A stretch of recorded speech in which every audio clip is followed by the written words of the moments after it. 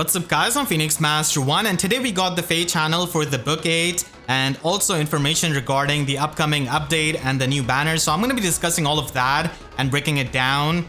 So Book 8 is going to be taking place in Yggdrasil and our new OC is going to be a divine beast called Ratatoskr. So she's not actually a rat, she's a squirrel and she's the youngest sister of the OCs that were shown to us in the trailer, which are the new OCs. And as you can see, she's trying to warn Order of Heroes and the Summoner about the upcoming doom, basically. And the doom is bounties on the heads of Veronica, Alphonse, and Henriette. And keep in mind that when she was coming to Order of Heroes for the help, she actually fell from a tree branch, and that was cut by the bird from Hraesvelger, her older sister. And she has the bounty for Alphonse. And then the new OC that we're seeing here with the snakes, her name is Níðhöggr and she has the bounty for Veronica. And as you can see, Alphonse is out here facing Hraesvelger all alone. So she's probably going to be a flying unit, a flying beast. I really like her design, honestly, and the wings and the claws that she has got. Unfortunately, Veronica gets poisoned by Níðhöggr, so they pretty much pursue their bounties successfully. We're not really shown who pursues Henriette's bounty essentially, and we can see it in a distance. So maybe we learn more about Henriette's backstory because the special codes that she has in her Valentine ult are really weird, and we do see some kind of shadow in the end burning away Henriette's bounty. So maybe that's the new bad guy and the main villain. And we do see the new OCs with their names and everything, and also the entire amazing art. And it seems like Níðhöggr and Hraesvelger are basically just carrying out their bounties, and they seem like a minor antagonist. We do see a male OC in the background who's probably going to be dying given the track record. And there's a female OC as well. And we also see another OC in the background, and Alphonse and Veronica are there. So yeah, this is definitely going to be exciting. I'm a lot more excited for Book 8 than I was for Book 7, honestly. Let me know what you think about it in the comments, and we're going to be given a free 5-star copy of Ratatoskr from the chapter 1 of Book 8. And she's a Blue Beast Cavalier who's an Astra Mythic, who I didn't really expect so soon after VIII, to be honest. And she can also open up the 6th slot and boost up your speed. And she is going to be pretty speedy with that 46 base speed. And she is going to be decently bulky when it comes to the physical side of things. And she does come with attack speed Clash 4 and also Beast Agility 4. So this is the tier 4 version of the Beast Agility skill that we had seen before on Embla a year ago. So the tier 4 version is probably going to be having like full null follow-up and maybe some damage reduction piercing that Beast units seem to be missing on a Beast skill. So it could be amazing. And then she does have a preferred skill in her slot C, which is Mending Heart. And we don't really know much about her weapon, but we should be knowing in a couple of hours. And it does give her -1 special cooldown. And we are shown the Slotsy skill in the FEH channel, so it has a new Divine Vein terrain, which a lot of people were expecting ever since those gates have been opened in Chooser Legends. So Divine Vein Green is going to be applied after acting, even after Kanto as they show in the trailer, and then she's able to heal up 7 HP after the combat, and also heals that HP on the allies in 2 spaces. So she can be a pretty nice passive healer in a way, but that is going to be clashing with the Gale Force playstyle if she wants to go that route. And she can also get +4 to all of her stats in the combat, and also gets guard on the opponent. Now the new Divine Vein terrain, which is green, is going to be active on unit space and 2 spaces around the unit for 1 turn. And it is going to be affecting the foes on that terrain in the combat. So it is pretty much going to be having the warp blocking that we have seen before on Warp Bubble of Legendary Myr and also on Detailed Report of Brave Gatekeeper. So it pretty much is going to be stopping any kind of warping onto these tiles and also from these tiles. And it also inflicts guard on the foe in the combat, so it can be a really good terrain for tanking. And keep in mind that you can only have 1 terrain active at a time. You cannot really have Divine Vein Stone and Green active at the same time. So you'll have to choose between them. And if the enemy has got Flared Sparrow, then they can essentially erase the green terrain with their flame terrain, if they're able to survive, that is. Overall, I do like her Slotsy skill as it does allow her to have some utility with the Divine Vein Green effect. And warp blocking is really good in a metagame where we have got so much teleportation, and giving the guard effect is really amazing for your allies that are wanting to tank the enemy. and we are going to be knowing even more about her weapon in the trailer, which is going to be coming out in a few hours. So I'm definitely going to be using her in my free-to-play guides. She's an amazing free-to-play unit for that aspect. But in terms of an Astra Mythic unit, I'll definitely make a full video on her and going to be going over the tier list as well. So look forward to that. And then we have got some of the celebration for the Book 8, like the login bonus, the quests, and also the double EXP and SP event, which can be nice if you're trying to, just train up your units. The celebratory quests are unfortunately going to be pretty underwhelming.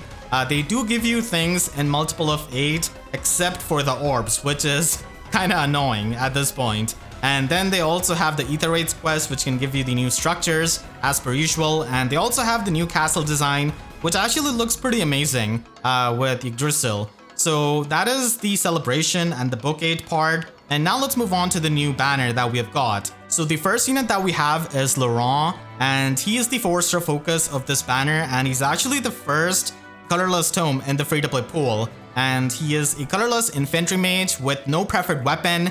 Instead, he has got a deer tome, which is going to be giving him +5 attack in combat and inflicts -5 attack and guard on the foe in the combat. So not the best weapon, and because he's a colorless mage, he's going to be stuck with either of the 2 inedible colorless tomes, which is the Vulture tome from Nime or the Deer tome that he comes with, unless we get an Arcane colorless tome, which is going to be really annoying if you want to take him to the next level. He does come with attack resistance ideal 3 and rouse attack resistance 3 as the passive skills. So pretty standard high attack, high resistance mage, but he's a colorless mage, and maybe we see a lot more colorless mages in the free-to-play pool, so that would be pretty nice. And then we have got the 5-star focus of the banner in Severa. So she's going to be the star of the banner along with Lucina, because she is going to be essentially functioning as a Godsword. And keep in mind that she's going to be having more BST than, Felix or Summer Fiorm that came before her.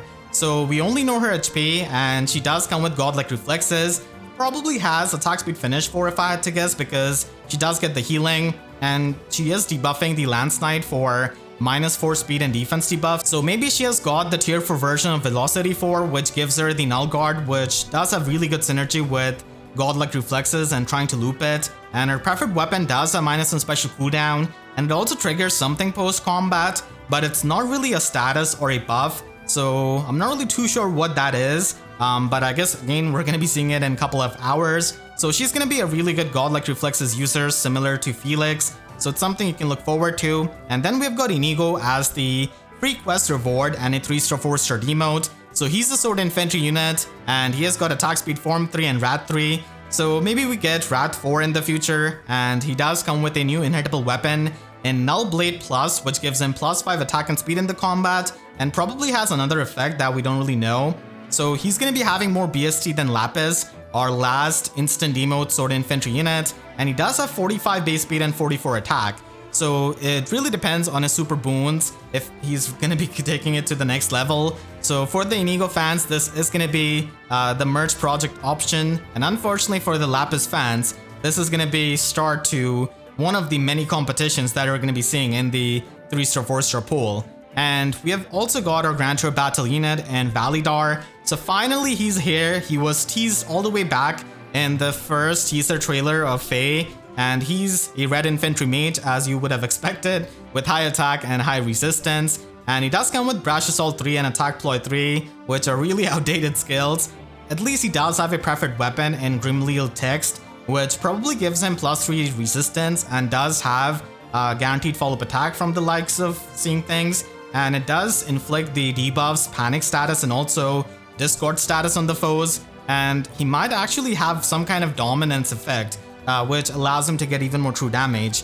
From the things I saw in the trailer, we don't exactly know how much he's debuffing the enemies. So again, we're going to be knowing about it soon. And then the final unit is going to be REARMED Lucina, who is an Axe Cavalier with Arcane Thrima as the Arcane Axe that he can give to the Axe units. And this seems like another Axe that may not have guaranteed follow-up attack, so probably going to be specialized for the speedier units, I feel like. And she does have really high speed at base 47, and she does come with attack speed Clash 4, speed defense Snack 4, and also defense res Alarm. And for the preferred skills, she has got Future Sight as her assist. So it is probably going to be an evolution of Future Vision, and from the looks of the things in the FEH channel, it seems like she gives +6 attack and speed buff, the treachery status, and also I believe some kind of damage reduction status to herself and the target ally.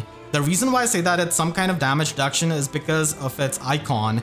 That particular icon is usually associated with damage reduction with weapon refines and stuff. So that's why I think it's probably going to be some kind of damage reduction. Likely not the speed-based dodge damage reduction, but the fixed damage reduction, which is maybe 40% or 30%, something like that. She's getting a lot of debuffs in the combat in this FEH channel, so she might have some kind of full penalty doubler effect in the combat built into this new Arcane Axe. So she looks promising as a Cavalier who has got this kind of preferred assist that allows her to act again, and she also gets the treachery status, which allows you to get the true damage based on your visible buffs, which is going to be enabling her to hit really hard.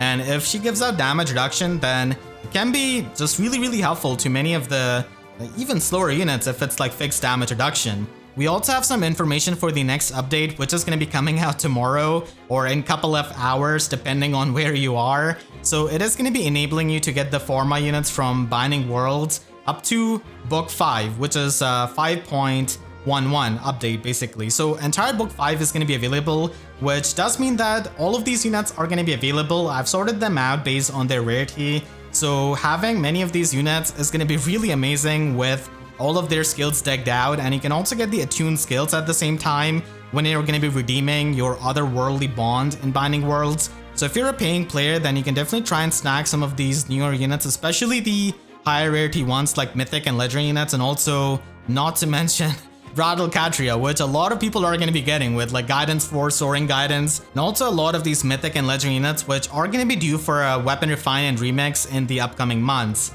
And finally, we've got Affinity Auto-Battles. So this seems like a frontline phalanx type of event. I'm not even going to be calling this a game mode because, let's be honest, it has auto-battles in its title itself. So not exactly a game mode you're going to be playing manually. So Affinity Auto-Battles is going to be enabling you to use the friend units. And depending on the bonuses, their affinity is going to be high. More affinity is always good. So it is pretty much going to be an easy game mode where you can auto battle with super strong friend units and probably beat the enemy units pretty easily, which are not going to be that big of a problem because like even now, if you have really strong friend units, you can auto battle on the highest difficulty of like Grand Conquest and not really have much of a trouble. So it's pretty much going to be an event where you can get the free rewards. But I really feel like this is not what something the game needed. Like 7 years into this game, I think we needed a much better PvE game mode. So I wish that they did something else, like maybe give tickets for the older seasonal units as the free summon from the arena ticket, because it has been an entire year ever since we got the free summon arena tickets. So let me know what you think about Book 8, its OCs, and overall about this FEH channel and the upcoming banner. I'll be going over in detail about this banner and the units as we have the new trailer and everything. So look forward to that, and I hope you all enjoyed this video. If you did, then make sure to leave a like and a comment, helps tremendously. And if you really enjoyed, you could always support me directly by using super thanks down below or by becoming a YouTube member. And for more FEH videos, make sure to subscribe and hit the notification bell, because YouTube sub boxes are about as functional as the hopes of people who were expecting another skill inheritance slot. So with that said, I'll see you guys next time. Thank you so much for watching and have a great day.